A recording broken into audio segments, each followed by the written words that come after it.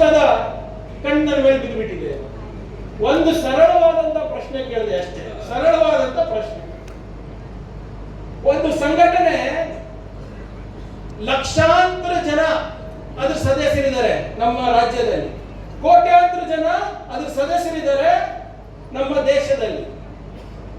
ಅವರ ರಿಪೋರ್ಟ್ ಪ್ರಕಾರ ಪ್ರತಿದಿನ 20 ಲಕ್ಷ ಬೀದಿಗಿಳಿತಾರಂತೆ ನಮ್ಮ ರಾಜ್ಯದಲ್ಲಿ. ನನ್ನ ರಿಪೋರ್ಟ್ ಅಲ್ಲ, ಅವ್ರ ರಿಪೋರ್ಟ್. ಪ್ರಧಾನಮಂತ್ರಿ ಅವರು ಕೆಂಪುಕೋಟೆನಲ್ಲಿ ಇದ್ದು ಅವರಿಗೆ ನಮಸ್ಕಾರ ಅಭಿನಂದನೆ ಮಾಡಿ, ಅದು ವಿಶ್ವದ ಅತ್ಯಂತ ದೊಡ್ಡ NGO, ಅವ್ರು ಮಾಡಿದಂತ ಕೆಲಸಗಳು ಬೇರೆ ಯಾರು ಮಾಡ್ಲಿಕ್ಕೆ ಆಗಲ್ಲ ಅಂತ ದೊಡ್ಡ ಸಂಸ್ಥೆ RSS ಅಂತ ಅವರು ನಮನ ಮಾಡ್ತಾರೆ, ಅಭಿನಂದನೆ ಸಲ್ಲಿಸ್ತಾರೆ. ನಾನು ಗೃಹ ಸಚಿವ ಆದ್ಮೇಲೆ ನಾನು ಕೇಳಿದೆ, ಅವ್ರ ರಿಪೋರ್ಟ್ ತರಿಸಿದೆ, ಏನಿದೆ ಅಪ್ಪ ಅಂತ. ದಿನಕ್ಕೆ 4700 ಕಡೆ ಅವರು ದಿನ ಬೆಳಿಗ್ಗೆ ಭೇಟಿ ಆಗ್ತಾರೆ. ಸುಮಾರು 2200 ಕಡೆ ಪಥಸಂಚಲನ ಮಾಡಿದ್ದಾರೆ. 20 ಲಕ್ಷ BR ಪಾಟೀಲ್ ಸರ್ 20 ಲಕ್ಷ ಜನ ಸೇರ್ತಾರಂತೆ. ಅದಕ್ಕೆ ನಾನು ಕೇಳಿದೆ, ನೀವು 20 ಲಕ್ಷ ಜನ ಸೇರ್ತಾ ಇದ್ದೀರಲ್ಲ, ಯಾವ ಸಂಸ್ಥೆಯಪ್ಪ ನಿಮ್ದು ನೋಂದಣಿ ತೋರಿಸ್ಬಿಡಿ ಅಂತ. ನೋಂದಣಿ ಇರ್ಬೇಕಾ ಇಲ್ಲ ಹೇಳ್ರಿ? ಮಹಿಳಾ ಸಂಘದವರು ನೀವು ಸಂಘ ಮಾಡ್ಬೇಕಾದ್ರೆ ನೀವು ರಿಜಿಸ್ಟರ್ ಮಾಡ್ಬೋದಿರಾ ಇಲ್ಲ? ಮಾಡ್ಬೋದಿರಾ ಇಲ್ಲ? ನಿಮ್ ಸರ್ಕಾರದಿಂದ ಸವಲತ್ತು ಬೇಕು ಅಥವಾ ಬೇರೆ ಏನಾದ್ರೂ ಬೇಕು ಅಂದ್ರೆ ನೀವು ರಿಜಿಸ್ಟರ್ ಮಾಡ್ಕೊಳ್ಳೇಬೇಕಲ್ಲ. ಇಲ್ಲಿ ನೀವು ಗಣೇಶ ಕೂಡಿಸ್ಬೇಕಾದ್ರೆ ಗಲ್ಲಿನಲ್ಲಿ ಪೊಲೀಸರಿಗೆ ಹೋಗಿ ಹೇಳ್ತೀರಾ ಇಲ್ಲ? ಇವತ್ತು ನೀವು ಮೆರವಣಿಗೆ ಮಾಡ್ಬೇಕಾದ್ರೆ ನಮ್ಮ ಜಿಲ್ಲಾ ಅಧ್ಯಕ್ಷರು ಪರ್ಮಿಷನ್ ತಗೋಬೇಕು.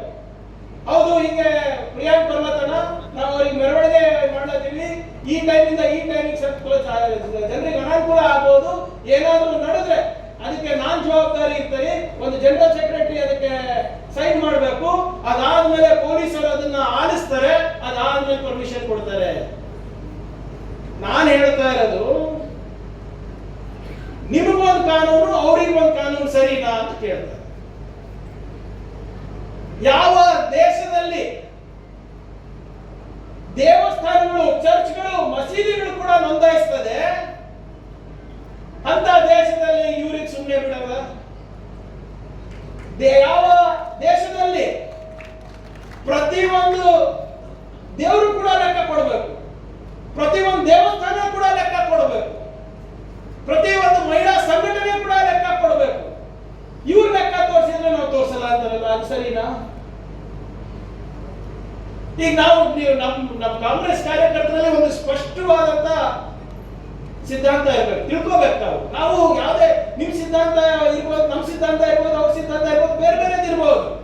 ಆದ್ರೆ ಕಾನೂನು ಒಂದೇ ಅಲ್ವಾ? ಸಂವಿಧಾನ ಒಂದೇ ಅಲ್ವಾ? ನನಗೊಂದು ಕಾನೂನು, ನಿಮ್ಗೊಂದು ಕಾನೂನು ಆಗಕ್ಕಾಗಲ್ಲ ಅಲ್ಲ. ಅದಕ್ಕೆ ನಾನು ಗೃಹ ಸಚಿವನಾಗಿ ಅವ್ರಿಗೆ ಪತ್ರ ಬರೆದು ಏನೇನಿದೆ ಅಪ್ಪ ನಿಮ್ಗೆ ತಂದು ತೋರಿಸಿ ಅಂದ್ರೆ, ಪಾಪ ಇನ್ನೂ ಕೂಡ ದಾಖಲೆಗಳಿಗೆ ಅಡ್ಡಾಡ್ತಾ ಇದ್ದಾರೆ. ಎಲ್ಲೆಲ್ಲಿ ಇಟ್ಟಿದಾರೋ ಗೊತ್ತಿಲ್ಲ, 100 ವರ್ಷದ ಇತಿಹಾಸ ಅಂತ ಅವರು ಆ ದಾಖಲೆಗಳು ಕೊಡ್ತೀನಿ ಅಂತ ಹೇಳ್ತಾ ಇದಾರಂತ. ನೋಡ್ಬೇಕು ಯಾವಾಗ ಕೊಡ್ತಾರ ಅಂತ. ನೀವೆಲ್ಲ ಟ್ಯಾಕ್ಸ್ ಕಟ್ತೀರೇನ್ರಿ? 100 ರೂಪಾಯಿ ಸಂಪಾದನೆ ಮಾಡಿದ್ರೆ ಟ್ಯಾಕ್ಸ್ ಕಟ್ತೀರಾ ಇಲ್ಲ? ಕಟ್ತೀರಿ? ಜೋರಾಗಿ ಹೇಳಿ. ಕಟ್ತೀರಾ? ಅವ್ರು ಕಟ್ಟಲ್ಲ ಅಂತಾರೆ. ಯಾಕೆ ಕಟ್ಟಲ್ಲ? ರೊಕ್ಕ ಅಂತೂ ವಸೂಲಿ ಮಾಡ್ತಾರಲ್ಲ, ಚಂದಪಟ್ಟಿ ಮಾಡ್ತಾರಲ್ಲ. ನಾನ್ ಕೇಳ್ತಾ ಇರೋದು, ಟ್ಯಾಕ್ಸ್ ಯಾಕೆ ಕಟ್ತಾ ಇಲ್ಲ? ಸ್ವಲ್ಪ ಹೇಳಿ, ನಮ್ಗೆ ಅರ್ಥ ಆಗಿಲ್ಲ ಅಂದ್ರೆ ನಾನೇ ರೆಡಿ ಇದೀನಲ್ಲ ನಿಮ್ಮ ಆಫೀಸಿಗೆ ಬರಕ್ಕೆ. ಒಬ್ಬ ಗೃಹ ಸಚಿವನು ನಿಮ್ಮ ಆಫೀಸಿಗೆ ಬರ್ತಾ ಇದ್ದಾರೆ, ನಿಮ್ ಬಗ್ಗೆ ತಿಳ್ಕೊಳ್ಳಿಕ್ಕೆ ಅಂದ್ರೆ ಒಳ್ಳೇದಲ್ರಿ? ನನ್ಗೆ ಸ್ವಾಗತ ಮಾಡ್ಬಿಟ್ಟು ನೀವೆಲ್ಲ ನೀವೆಲ್ಲ ಮೆರವಣಿಗೆ ಮಾಡಿದ್ರಿ, ಮೆರವಣಿಗೆನೂ ಬೇಡ ನನಗೆ, ಸ್ವಾಗತ ಮಾಡ್ಬಿಟ್ಟು ಚಾಯ್ ಪೇ ಚರ್ಚೆ ಬಹಳ ಇಷ್ಟ ಅಲ್ಲ ಇವರಿಗೆ. ಚಾಯ್ ಪೇ ಚರ್ಚೆ ಮಾಡೋಣ, ಹೇಳಿ. ನನ್ನ ನೋಂದಣಿ ನಾನ್ ತೋರಿಸ್ತೀನಿ, ನನ್ನ ಆಸ್ತಿ ನಾನ್ ತೋರಿಸ್ತೀನಿ, ನಮ್ಮ ಬುದ್ಧಿಯಾರಿಯಲ್ಲಿ ಕಟ್ಟಿನಿ, ನನ್ನ ಮನೆಯಲ್ಲಿ ಮಾಡೀನಿ, ನನ್ನ ಮಕ್ಕಳ ಆಸ್ತಿ ಅಲ್ಲ, ನಮ್ಮ ಅಣ್ಣನ ಆಸ್ತಿ ಅಲ್ಲ, ಎಲ್ಲರೂ ತೋರಿಸ್ತೀನಿ ನಿಮ್ಗೆ. ನಿಮ್ದು ತೋರಿಸ್ಕೊಡಪ್ಪ.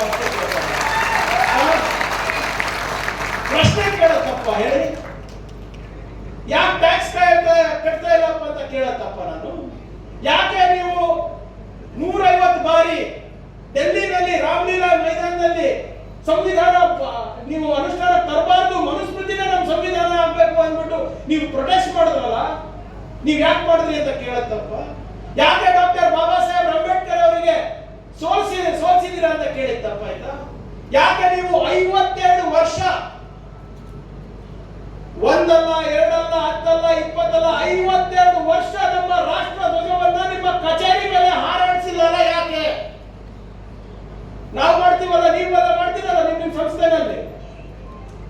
ನಿಮ್ಮ ಧ್ವಜವನ್ನ ನಾವು ಆಚರಣೆ ಮಾಡ್ತೀವಿ, ರಾಷ್ಟ್ರ ಧ್ವಜವನ್ನ.